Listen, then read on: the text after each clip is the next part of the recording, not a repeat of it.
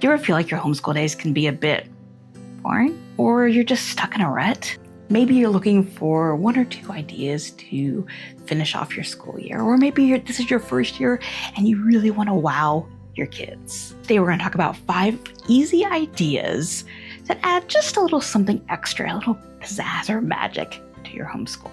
Hi, I'm Tricia, and when we started homeschooling 16 years ago, I really embraced the homeschool that was what I wanted, what I dreamed of. And then over time, I fell from that, and our homeschool became a place that I thought is what it should look like, what others' good homeschools looked like.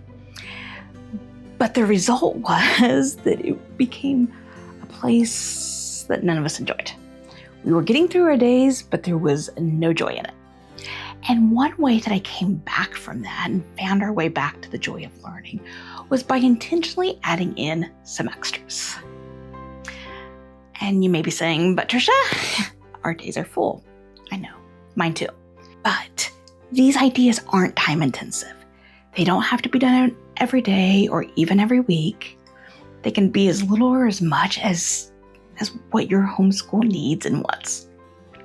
And they're not time intensive as far as prep goes for you either. So whether you have teens like I do, or you have kiddos who are still in the younger years, stay tuned for 5 ideas that may be just the thing your homeschool needs for the school year. Number 1, do you have a kiddo who's in 4th grade this year? The National Park Service has something just for you.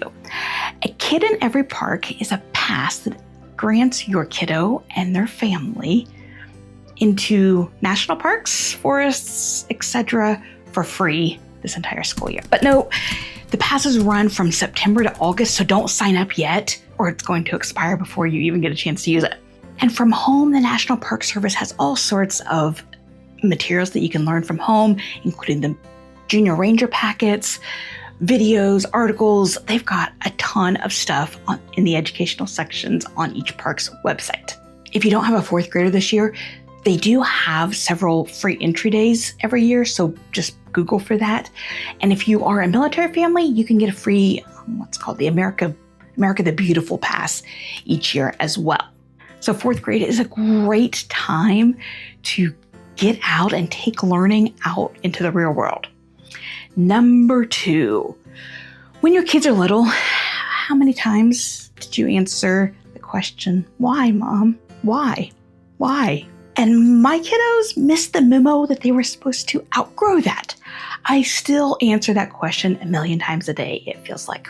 And that's where brain food comes in.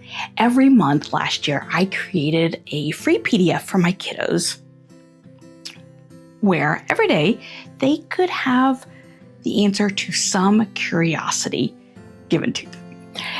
Each day is about 10 or 15 minutes, and I link to mostly videos, but sometimes articles or podcasts. Each day, these resources inspire curiosity and answer questions like, why don't element names and their symbols match? What time zone is the moon in? Did ancient civilizations eat ice cream? As I said, this is something I started last year for my own kiddos, and I shared it with my email list.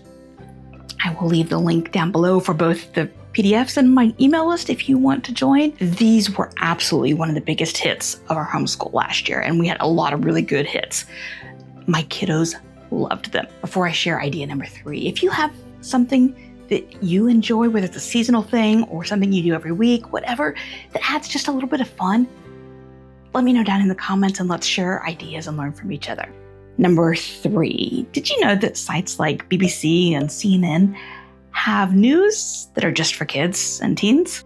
These news sites are going to cover the current events, things like the Olympics, war in Ukraine, weather events. We just had a Tropical Storm Debbie come through here, but they also cover things like new discoveries and inventions, what's going on in space, all of those kinds of topics that appeal to kids. CNN 10 and BBC Newsround have been staples in our home for about a decade now. They've really helped my kids develop that habit of being informed about the news and making that something they stay on top of. But It's done in a way that is age appropriate, both in the style and with the topics chosen. CNN 10 is, I would say, more appropriate for like middle school and high school, and BBC Newsround is perfect for those elementary age kiddos. If you'd like to add something that's offline, the Week Junior magazine is absolutely amazing. It's geared at ages 10 to 14. Matthew was 9 when we started it and he loved it. Ben is 16 now and Matthew's 14. And they've pretty much aged out of it. We're going to cancel it when the subscription ends. So it really is good for a variety of ages. In the car, we really like the Up First podcast by NPR. It's about 10 minutes long and touches on 3 or 4 stories for the day ahead. Number 4, you're probably familiar with the idea of using writing prompts to help kids practice getting the ideas out of their head onto paper, or short writing as a short writing assignment, or just using them as a fun writing outlet. And my Write Bites are a digital form of all of that. I created this a few years ago as an activity that my kids could use to start each day or afternoon after lunch when they're ready to start school, but mom is doing one last thing. When I created these, they were no longer Reluctant Writer, mostly thanks to our Don't Forget to Write curriculum. I'll leave a link for that video down below. But I wanted to help them develop the habit of writing frequently and without worrying about the format of a 3-paragraph or 5-paragraph essay. We still do those things, but as another curriculum, this was just for fun. But writing the ideas out by hand wasn't going to happen with my kiddos. So I needed a way to make it easy to do by typing. And that's why I created these editable PDFs that are actually easy to use. Because I know I'm not alone in buying products from some blog or on Etsy. And then there are multiple things to cut out and to print and to glue or whatever. And they never actually get done because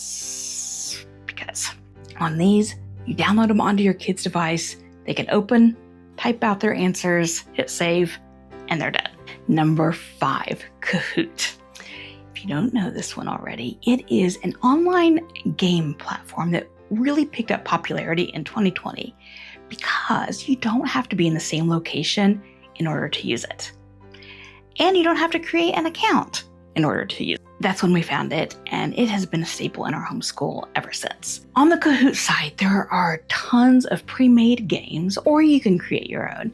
So the teacher does need to have an account, but then you choose an account, start the game.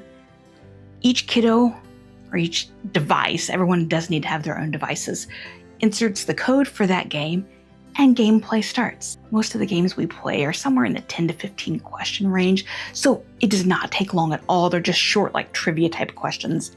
You can find them on nearly any topic that you can imagine.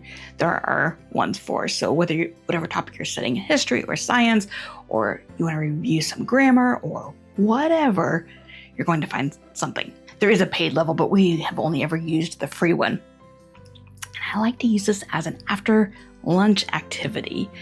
It's a way to just get us back into school and give something people not to drag their heels about coming back to the schoolroom to do. So friends, whether you use these ideas or not, as you enter the school year, remember that learning at home doesn't have to look like learning at school. And learning in your home doesn't have to look like learning in anyone else's home. I think outside the box and find the joy in learning this school year. Thanks for watching.